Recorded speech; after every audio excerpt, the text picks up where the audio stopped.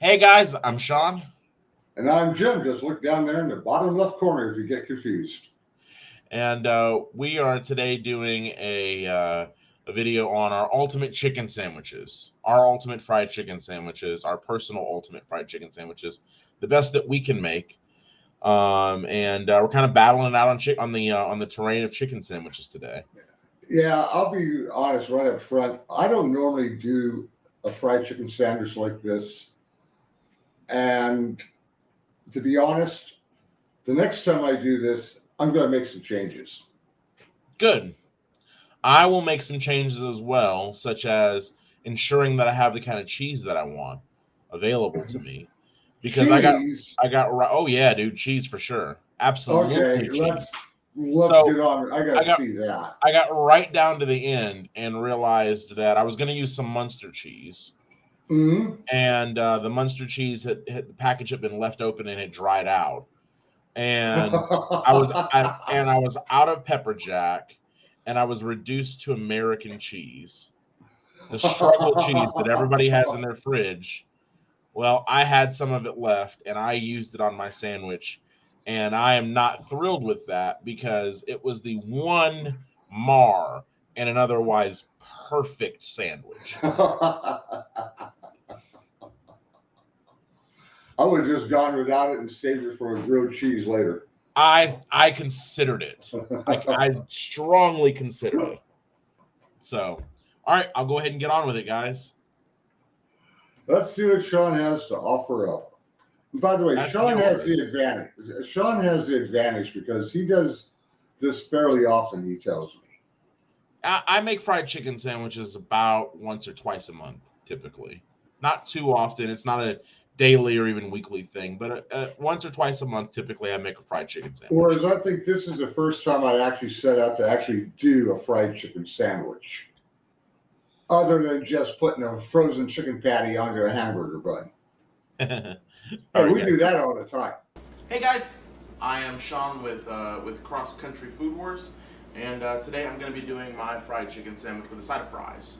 My fried chicken sandwich is going to have a red wine onion garlic reduction as one of the sauces, and then also a roasted chili mayo on the top. We're also doing some onion straws.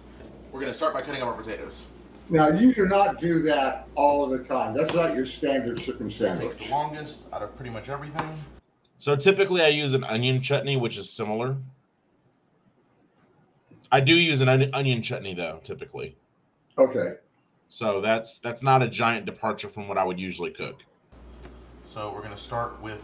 I just happen to have that reduction laying around still Right. from I had a bunch of friends over for steak dinners, and I happen to have a reduced down almost to a paste to like a spread.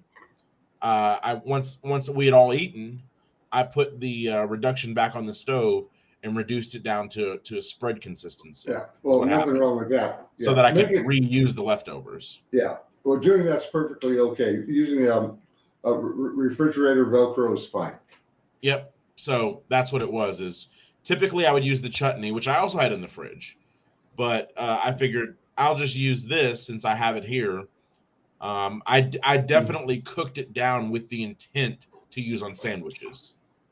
That was the Okay. plan with that. Once I reduced it down to a spread consistency. Yeah. So By the way, do you have enough potatoes there? yeah, they're small potatoes. They look bigger on And the through the picture, magic of but editing, we finished cutting up all these fries into nice. see them in the pan. They don't look so much. Pieces of potato. That's still a lot for two people. The next thing we're gonna do is we're gonna get some cornstarch on them, Right. and I'm just gonna roll these around, and get a nice coating on them. The reason I'm doing this in a colander is because it's gonna allow any excess moisture to drip off. And the reason I'm needing to do this is because unfortunately I did not have the foresight to cut these ahead of time today like I usually would. That's okay. Cornstarch will stick nicely anyways. Let's see, there we have some nice, evenly coated French fries.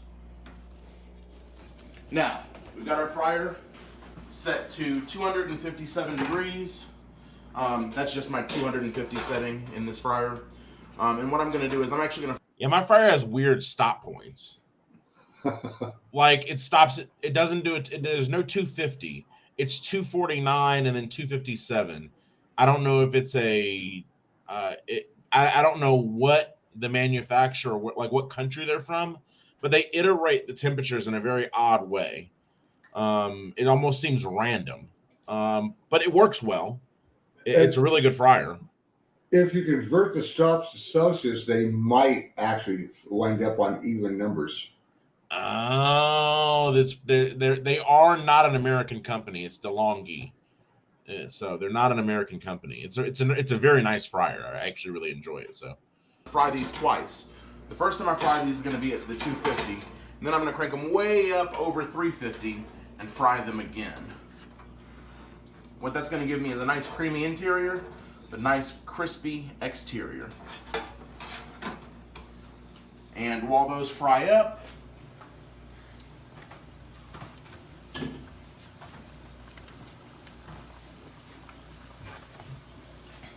I would try that, except that my fryer takes while those so fry up, long we're going to go ahead and change get started tips. on the onion. it doesn't matter. You're supposed to, So when you do a double fry, you're supposed to let them rest for a few minutes, anyways. for onion straws. Yeah. So that's actually totally acceptable. First thing we want to do is we want to pull this core out. The core Failed at taste coring very an good. onion. I failed. I Yeah. messed it up. Those closest And I internal never bits. bother. If they come not out, very they come out. If tasty. they don't, I don't worry So I about it. cut those So I only pull mine when I'm doing like onion rings or onion strings. In onion strings, you don't want those little circle bits Oh, anyways. yeah. Because you're doing strings. Right. out. That's why I And bother. then, as you can see, we've already halved. But our they are onion bitter and they do and everything taste like that. worse than the We're rest just of gonna the get super thin slices. Now we've got these pieces here, nice thin slices. We're gonna get these breaded up. Those are more core pieces there I'm separating out. Like I said, they don't taste particularly good. They don't. They're like more bitter, you know? That should be fine. We're gonna get these in a little bowl. I have never noticed, but you got a better palate And than we're I gonna get have. them floured up. And I just do this pretty quick and dirty. This is just for our sandwich topper, by the way. That's why there's not so many of them being made here. And we're gonna lose some in between the grates and Some are gonna fall out of the basket, you some know. flour in there. Yeah, Plus onions fry up to nothing. no And kidding. I had a seasoning made up already. Seasoning blend made up. I made already. a pre-blend earlier for this to just save And time. the seasoning is just chili powder, salt, pepper. Leave it out a Right. little sugar. We're just Interesting. getting these nice and coated up. The sugar helps with the color. Actually, it helps with the caramelization of them. Ah, weird. okay. Yeah, I Nice would. and coated Yeah. thoroughly. Right, because there's no acid you have to counteract in that. Right. All right. Cut it.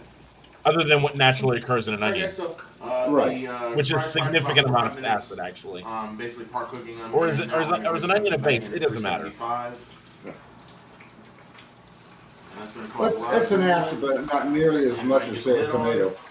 Yeah. And let these fry off for about 4 or 5 minutes until they're nice and toasty brown.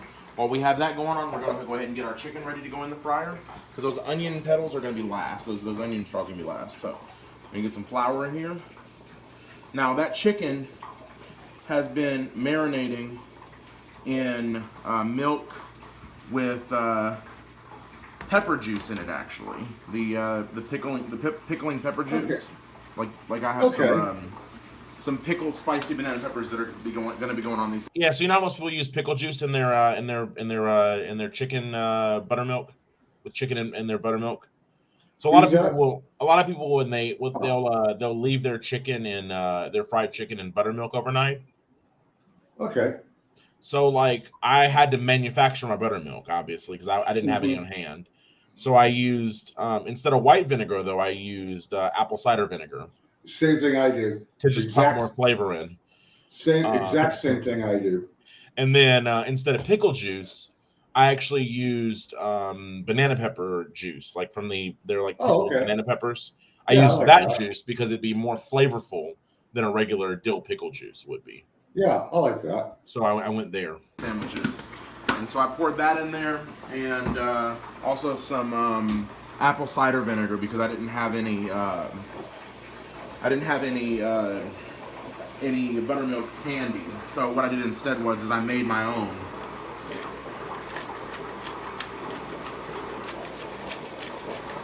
That's a Szechuan And we're pepper just getting blend. this flour seasoned up because nobody wants bland chicken. No shit. This is a Szechuan pepper blend. I'm going to step off camera for 5 seconds, but people enjoy it. We're gonna get some pink salt in here.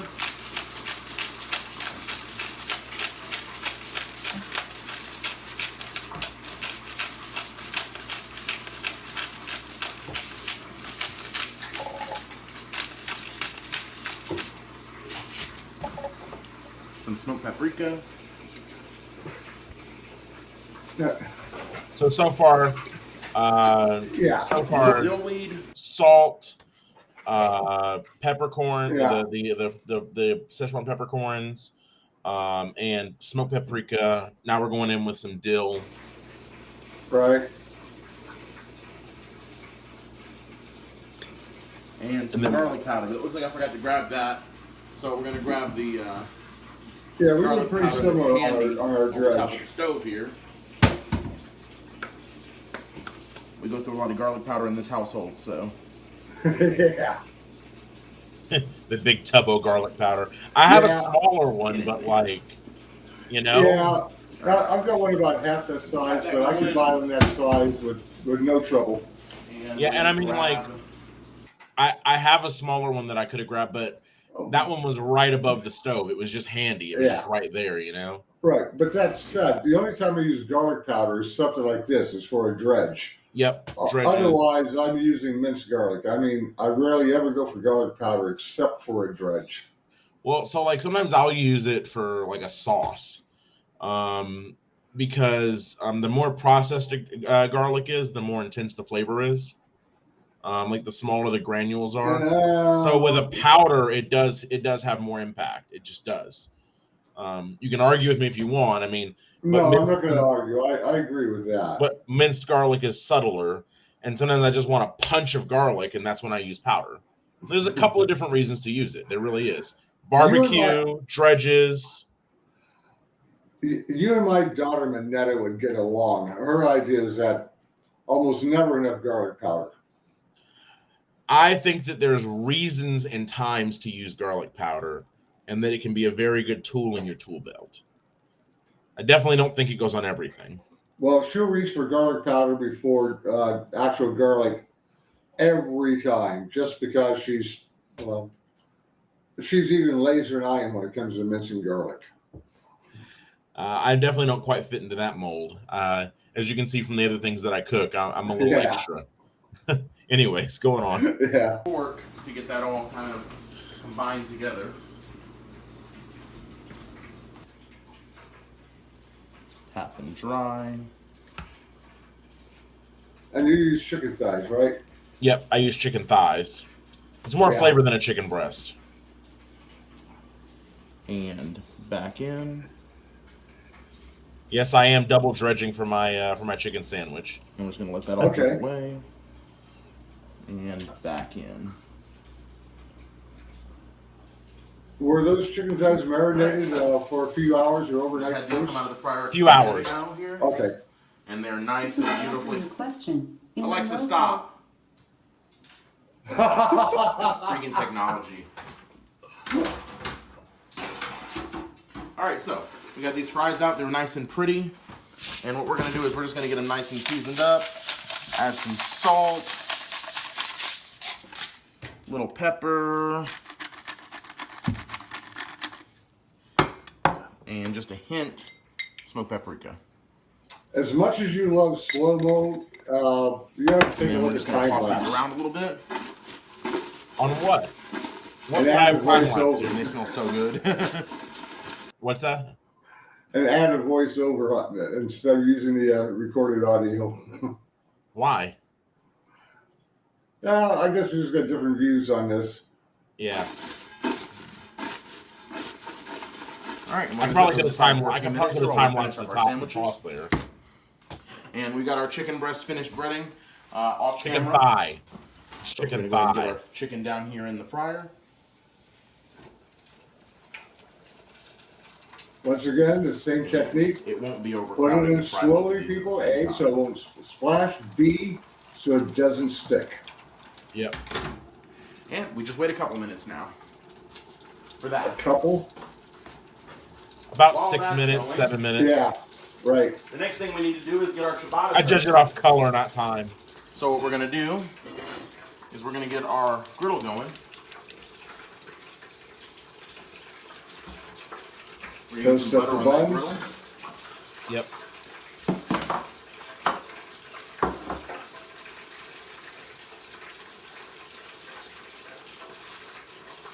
Yeah, for mine, I cheated to use the toaster oven on the brioche buns. I thought about that, but since I'm using ciabatta, the toaster oven would have been a bit much. Yeah, I should have used the griddle, but things didn't work out. I just didn't have it set up right. But you get what I'm saying, though, like where the toaster oven Yeah. would have been a bit much for ciabatta, because the whole Yep. thing would have got crunchy, and it would have been overkill. It would have been like a cracker.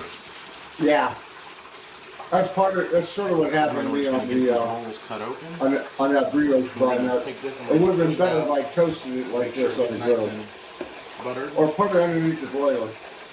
That would have worked too. And get some more butter down. Don't be shy with the butter on this step. Butter's how you get that crisp. You need enough of it. Yeah. Now, what people should notice is that you've got the cast iron and the carbon steel pan there, cast iron griddle. And we're just getting I this mean, nice and coated. Sure. Yeah, non-stick is nice, folks, and I have a full non-stick set, but I reach for my cast iron more than anything else. And before we cut off here, let's check on our chicken and see how it's doing.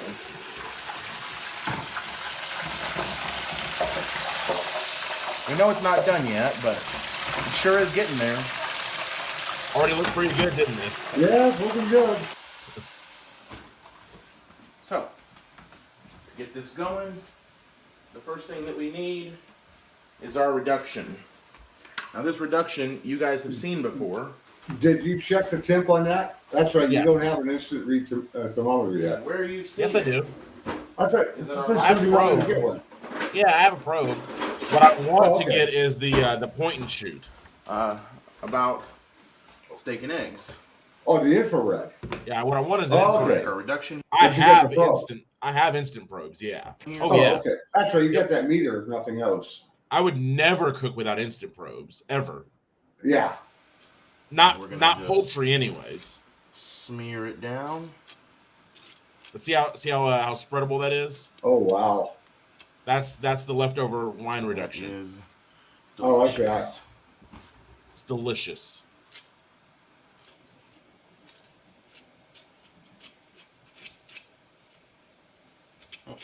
Flip flopped on this one. Keep in mind, there's beef stock there's in that two too, bottoms just and cooked two all the way tops in down.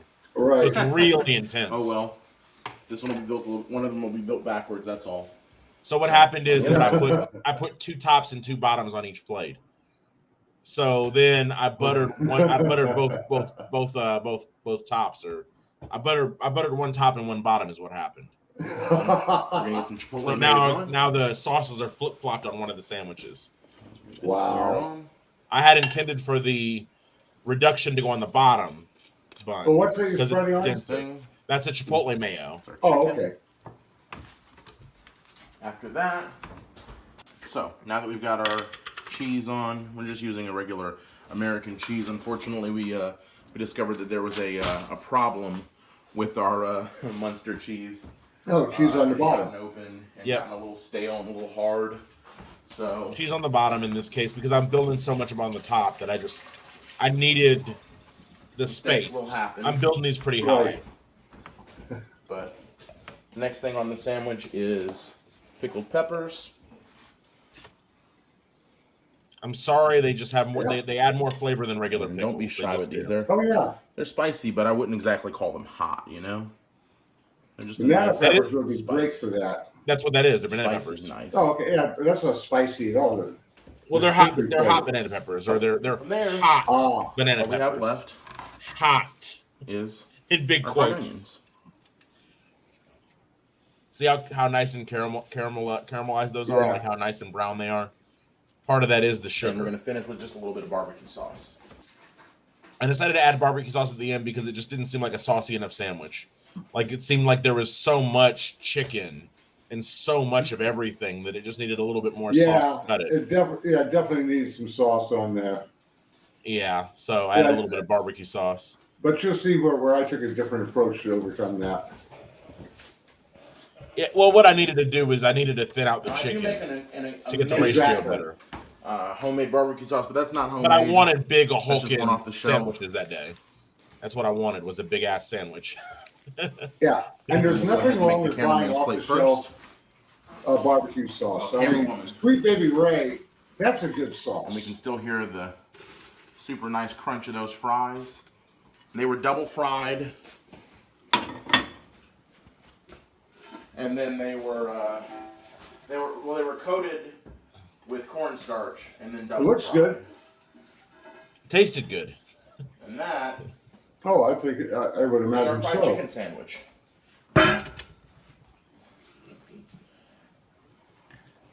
And guys, that's our fried chicken sandwich. This is my plate, and I am super excited to get down on this.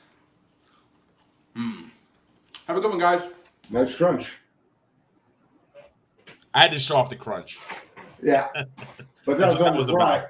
But that was on the fries, not the chicken itself. The chicken itself was even crunchier. I believe it. I missed the scrape. Did I not? I must have accidentally edited out the part where I pull the chicken and I scraped across the chicken for the noise, the ASMR people want. You know, with the Yeah. and Well, definitely in audio, you've got the advantage because, in my case, once again, this I had a lot of background noise going from the TV in the living room and discussions going on, which would not be family friendly. So my video is without audio, and I'm just going to provide the narration and let you interrupt or laugh as appropriate. all right, let's see what we got here. Okay, first off, I prepared a simple marinade. This is just a straight a fall buttermilk marinade where I took 2 tablespoons of vinegar and then enough milk to make 2 cups of milk. Now, is that skin on chicken thigh? No, that's boneless, skinless chicken thigh. I was going to use chicken breast, Okay. but I talked with my wife and her cousin. They both preferred the dark meats. I said, okay. And I just put them in there, covered it with saran wrap, and popped it into the bottom shelf in the fridge for a few hours. No vinegar at this point? No, the vinegar is in the milk. I had it on regular buttermilk. It was in the milk. Okay, gotcha. Yeah. Yeah, here I'm just going to, I say just cover it with saran wrap. So no pickle always- juice here, though. No, not this time. I was Okay. going to add a couple of things, but to be honest, I don't think the marinade puts that much flavor into it. The pickle But juice I'm adds gonna a have to try lot. it. Well, I'm Pickle going to try juice? this because I have some. Now, several hours later, chicken's out. Now, I forgot to turn on the camera when I was making the dredge. That dredge is flour, of course, with some salt, some pepper, paprika, and to add extra crunch, Kentucky Fried Chicken uses cornflakes. Alton Brown likes to use potato chips. I took a bag of Doritos, put them into a baggie, and took a rolling pin to it and just smashed them out. And there's Doritos, crushed Doritos in there, in that dredge, instead of panko crumbs or anything like that. Because I figured that the Doritos would add some extra flavor. Yeah, what flavor of Doritos is it? Just the Nacho, Okay, gotcha. normal nacho. No, Val doesn't like heat, so I didn't go with the extra spice. I would like to have used the flaming hot or the extra hot because I think that would come through better. Cooler Ranch would have tasted good too here, actually. That would have been an interesting flavor with chicken, the So ranch here- with chicken. Yeah, so here I just dredged them up, and we should be. There's no reason you see me dredge every one of them in detail, so we time lapse through it. Then I set them aside just to give that dredge time to set. Yep. That was what I did while I was frying the fries and all of that. Like I allowed them to sit for a bit while I was doing everything else. Yeah. Now, I'll be honest right now, I wasn't happy with these thighs. Just the way that the shape and everything. But anyway, now for my sauce, for my spread, basically it's 2 parts mayo to 1 part sour cream. Sour Then, cream. I like that idea. I do the same thing on tartar sauce. So Okay. it's basically 2 parts of mayo to 1 part of sour cream, maybe a bit more sour cream, garlic powder, paprika. I think I added some pepper to there, but it's just mix it up, add some more pepper to taste. You'll see that. Nothing fancy here. Once again, there should be a time lapse there since nobody needs to watch it, or there will be. That's about a teaspoon and a half of garlic powder. It's about a teaspoon and a half to 2 teaspoons of paprika, smoked paprika. Like you, measuring spoons normally are not used. I just No. go by what looks right and what tastes right. Yep. Taste test, small adjustment. I added some cayenne in there. And of you course, snuck some in, huh? oh hell yeah! Not I mean, a it's going with sour cream, so like that's right. gonna cool it off. Yeah. You know. No, I put enough in that you can taste it. There's a hint of it for flavor, but not enough that Val is going to say, "Did he put Tabasco in there or not?" Standard fry setup. Once again, a sheet tray with a cooling rack upside down on top of a paper towel, because I find that drains the chicken nicely.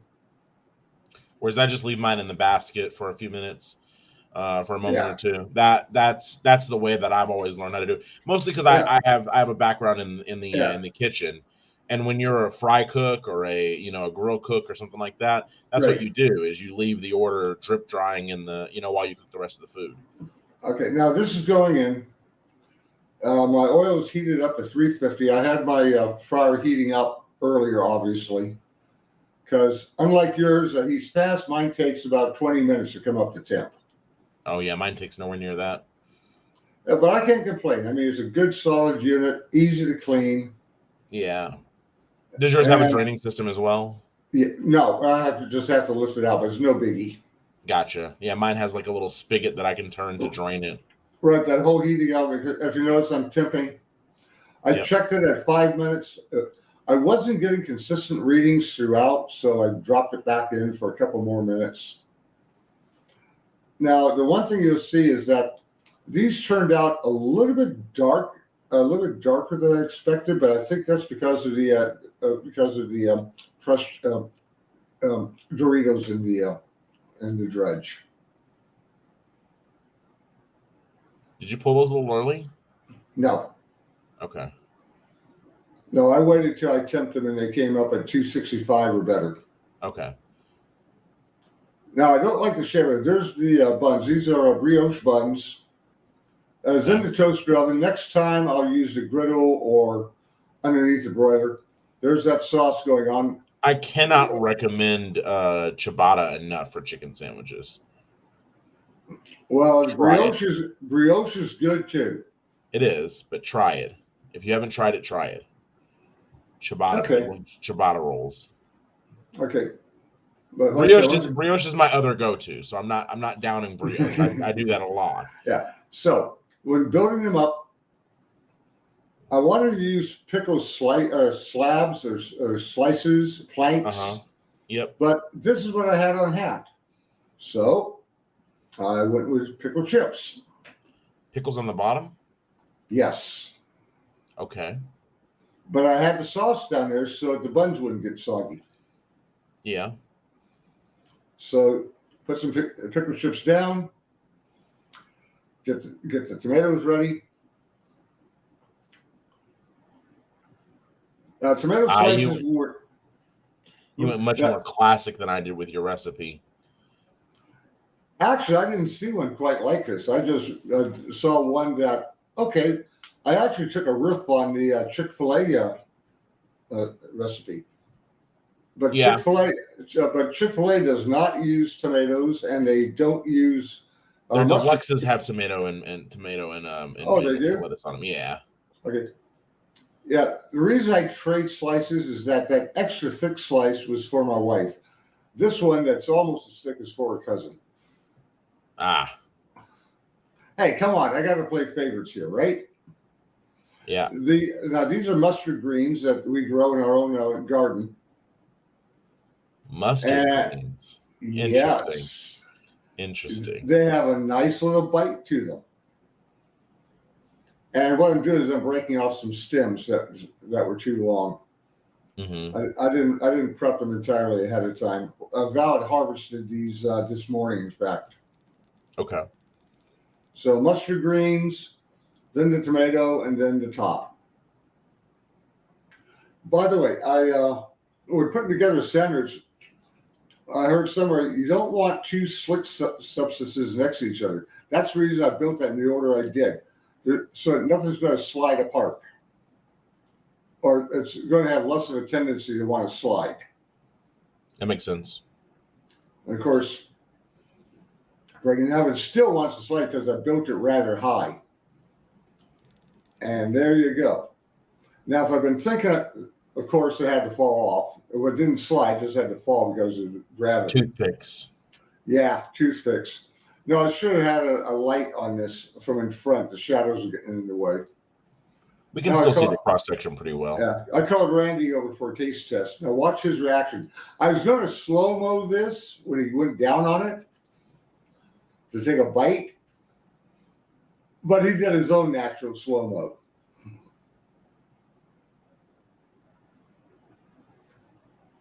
He tastes the pickles, and he's going back in for a second bite, nice and slow. So I said, no, we don't need a slow-mo on this. And that was my chicken sandwich. Next time, though, I'll be honest, I want to use a chicken breast. Yeah, the dark meat might be a little bit tastier, but I think the chicken breast would have had a much more consistent shape and thickness, would have fit the bun better. And maybe so. And that's one of the things that ciabatta solves, by the way, the fitting the bun better thing. Yeah, and I can add flavor elsewhere. I really don't think that the chicken thigh, when you consider the odd shape and fit and thickness and everything, just even cooking, getting everything where temped out, where everything was at least 165, resulted in some areas considerably higher. Now, it's hard to overcook dark meat. That's true. But white meat, you can cook consistently. If it's even in thickness, you're going to have a good solid 175 and be happy. 175. And of course, for white meat. And by the way, I don't know about you, but I absolutely detest, actually all of us do in our household, we all detest undercooked chicken. I would rather be a little bit over than a little bit under. But I pull my chicken right at 167. Well, it's 2 degrees over and I get out of there. Yeah, well, the standard for dark meat is 165. The standard for white meat is 175. I have no idea where you read that. I've seen 165 everywhere I've been. Not for white meat. Yeah, I disagree. Anyways. Anyway, that was my... obviously you and I were very similar in some of our philosophy, but our details definitely differed. Yeah. Yeah, definitely. I mean, I basically ended up building a barbecue sandwich, whereas you did more of a garden style sandwich with your Yeah. veggies and everything. Now I'm going to point out that instead of using my sauce on the top, I was strongly tempted to put a couple of slices of avocado on top of that tomato, or even use some guacamole on that top bun. That would have worked. But I was trying to keep to the idea of just channeling mind, saying, no, I'm going to use what I have on hand and not do anything special, even though I never have made this before like this. This is what I would do if I was making it on a routine basis. But I would consider having some if I'd had guacamole on hand, I would have used it. I would have never added guacamole to my sandwich recipe, but it wouldn't have worked on mine. It On wouldn't have top worked of, on what I did. It wouldn't have worked. But on top on of yours, mine, it would have worked. yeah, on top of that tomato, that guac would have worked fine. I also thought about making a tomatillo sauce to go on the top, making a tomatillo salsa to go on top, which would have worked. Maybe that would have been a little runny, I think, but No, I think the recipe as is came out really good. yeah, no, tomatillo salsa is not runny. No, I mean, like, never mind. Yeah, not the way I make it. Fair But enough. once again, I didn't have any on hand, and I used tomatillos quite a bit. But Whereas I didn't want to go out and buy them stuff. They're not super readily available where I live. Oh, whereas for us, that they are. I just didn't want to make a special buy for something. I wanted to use what I commonly have on hand. Sure, that makes sense to me. Although, granted, I did have to go to the store and buy chicken thighs. Well, of course. Needed those to be So available. I could have bought the other stuff. I said, nah, everything else I've got. Let's keep the expense down. Mhm. I don't know about you, but on mine, for 4 sandwiches, I think my total expense was easily under $12, around $10 or $11. My total cost. I think my total cost would have probably been about $7 or $8. The ciabatta was because I'm keeping in mind I wouldn't have bought ciabatta otherwise, right? So I'm factoring in the whole container of ciabatta, Right. which was 4 rolls, and I only used 2 of them so far. I'm gonna obviously make more sandwiches with the rest of them, but still. And between the chicken thighs, I'm factoring in the fact that I used a wine sauce. So I'm factoring in a portion of the bottle of wine and all. I think it's about $7. Yeah, because I paid about $7.50 for the chicken thighs. Right. Well, I mean, I'm talking about for the total cost of just these sandwiches. Yeah. I didn't factor in the whole price of the whole package of chicken for the sandwich. But I did the stuff that I bought just for the chicken sandwich. I counted that stuff in full. Well, like I said, I think my total cost for 4 sandwiches, I mean, for everything, my total cost would have been about, maybe $11. Yeah, like I said, I think mine was about 6 or 7. So, but anyways, yeah, guys, that's our battle of the chicken sandwiches. Leave in the comments which one you'd want to eat. Please like and subscribe. Give us ideas for what you'd like to see us cook. Absolutely. Actually, we still have to talk about what's going to be next week. I actually picked up some cube steak tonight because I'm going to make some chicken fried steak tomorrow night, which I'm tempted to film saying, hey, we're going to do cube steak next week. I think we agreed to carbonara next week. Oh, okay. But cube steak's coming up, guys, too. That's right. We got to do that chicken carbonara. Yep, we got a request for carbonara, so we're going to do that next. Yep. And, Hammer, screw you. All right, guys. Well, with that, like we said, like and subscribe if you enjoyed, and we'll see you guys in the next one. Later.